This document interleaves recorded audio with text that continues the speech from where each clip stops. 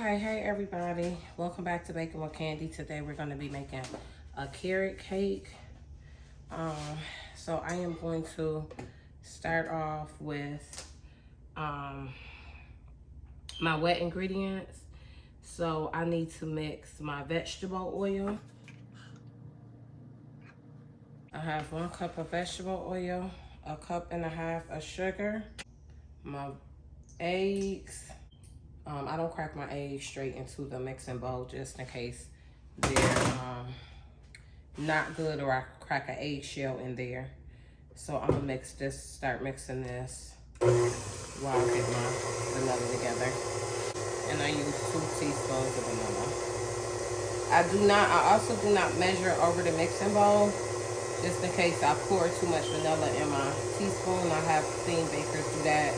No matter how much experience you got, people will tip the whole bottom right here. So I don't measure right over my bowl. And then I'm gonna go ahead and sift my dry ingredients.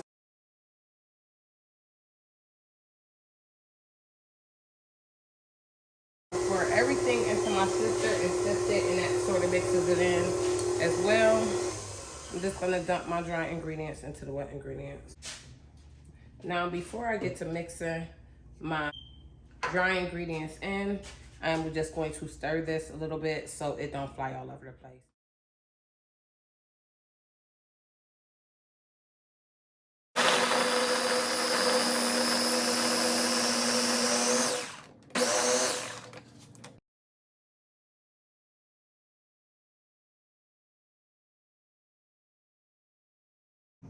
And then I'm going to just fold that in.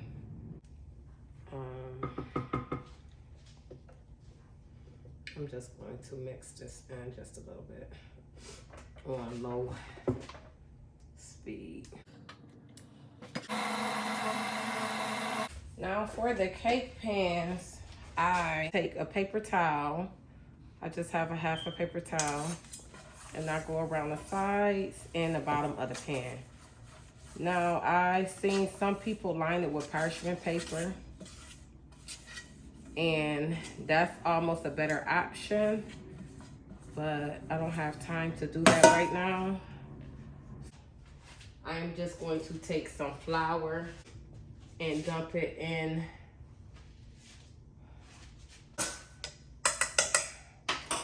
and then I'm going to just make sure I go around the sides of the pans, and I'm gonna roll it around the sides and then the bottom of the pan, scraping it all the way across the bottom, and then dump the excess in here. And then I'm going to evenly divide my batters up into these 2 pans. Now, well, I'm gonna do 3 layers, but I only have 2 pans. So what I am going to do is, and I have a little bit extra, I wanna make sure I get it as thin as possible. So what I'm going to do is use a bowl for the last cake batter. Now I measure everything. So I measure everything. I'm trying to get my cakes evenly as possible. So I'm gonna start off with 1 cup of batter in each bowl, or each.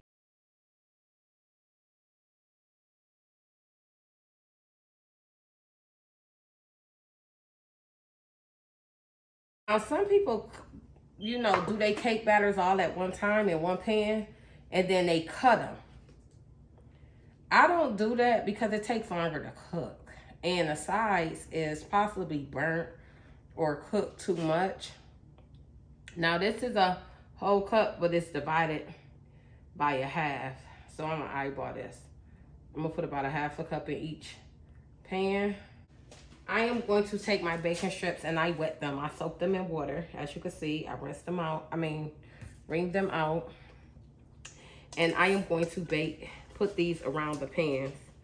It's easier if it's already, you know, into the little loop. And then you could just kind of tighten it.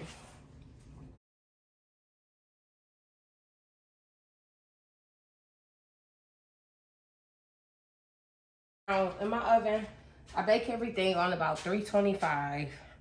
According to my thermometer, because I bought a baking thermometer to make sure that it is baking on the right temperature. It goes, when I put that in the oven, it's saying that it's baking on 275.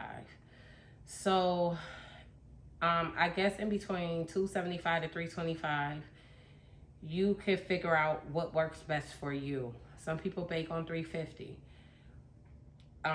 That does not work for me. I bake my cakes slow, so it does not cause them to create that dome at the top, and that's another reason why I use the baking strips, and another reason why I line my pans in parchment paper. Okay, so this is how it should look when they come out of the oven. You could try the toothpick method. I don't normally use that because sometimes you can put the toothpick in, it'll come out dry, but your cake can still be gooey. Sometimes I pinch the top and I just fill it like that, press on it, and it's kind of like a sponge, just like they say. So if you fill it and it bounces back towards you, it's normally done. I have heard of people listening for the crackling sound.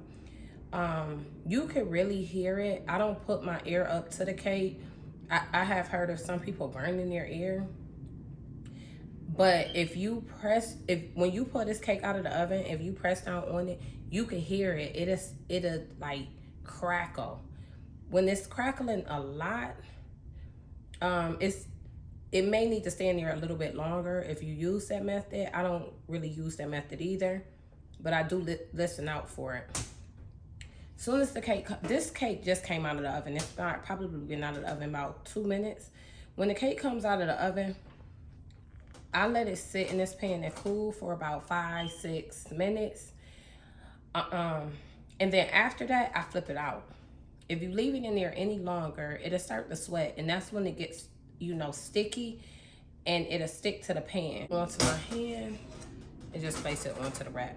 Now this cake is extremely hot. I flip it on the other side so that if it is a dome at the top, it'll sort of flatten itself out while it's cooling. Okay, these cakes have cooled on the cooling rack. I am going to, they're still a little slightly warm. I am going to just place this. I'm not going to wrap it, but normally I would wrap it, but it's not going to be in the refrigerator long. I just wrap it with saran wrap individually, and I place them into the refrigerator, but it won't be in there long. So I'm just going to let this completely cool in the fridge. So I'm just going to place this whole rack in the fridge. Icing onto the cake board so that the cake could stick. I'm going to just go ahead and place one of the cakes on here and kind of center it. I'm gonna let that dry while I put the icing inside the bag. Now that cake is not really flat or even. If you want to cut off the dome, you can. I'm not going to do that. I am going to level it with my icing. With the icing by putting it in here and just adding a thick layer of cream cheese icing to the cake batter. I am going to cut this just so that I can have a hole, no actual mark. I'm gonna move a piece of plastic out of my way so that it won't wind up in the cake. And then I'm just going to take this and go around the edge.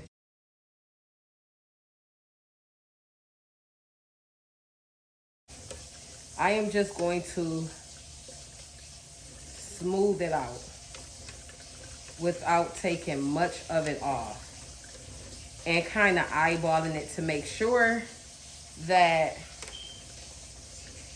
the layer is not, it is completely even. Once that is completed and as even as possible, I scrape the sides before I add my cake layer. I kind of take it off the sides. That'll kind of give you practice when you get to the top as well. You don't have to do that if you don't want to. But I just kind of make it as perfect as I can before placing the other cake layer on there. I take the top of it, and I place it flat onto the surface.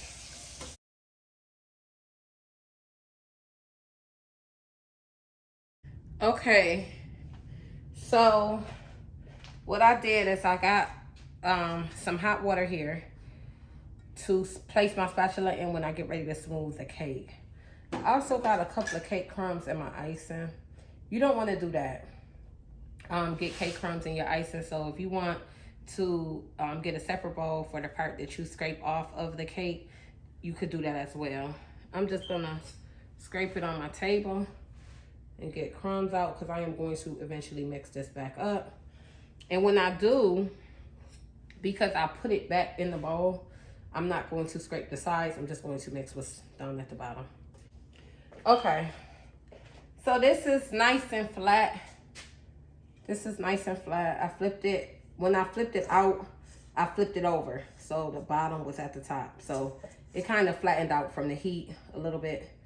It's got a little bit of a ridge to it right here. You could cut that off if you want to. I'm not going to. I'm gonna place it right on top of my cake and place it on top and make sure that it's about as even as possible. Now you're looking for the little liquid to be right in the middle, like the little liquid bubble to be right in the middle.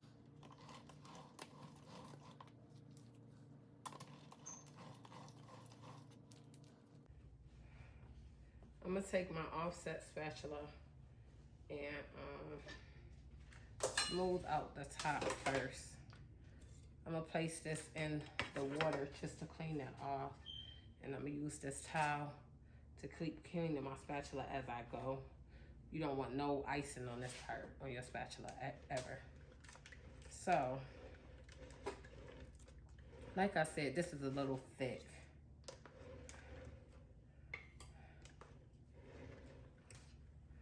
Okay, so you see how you clean it off and it's still icing on here? You want this to be completely clean.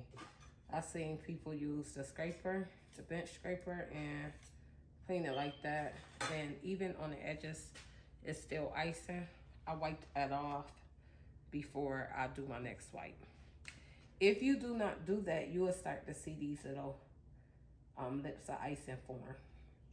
You don't want that on your smooth cake. So I keep wiping it off. Now watch this. See, if I do this, that icing is there. So you don't want that. Now this has as much icing on it as well. I am going to take all of that off.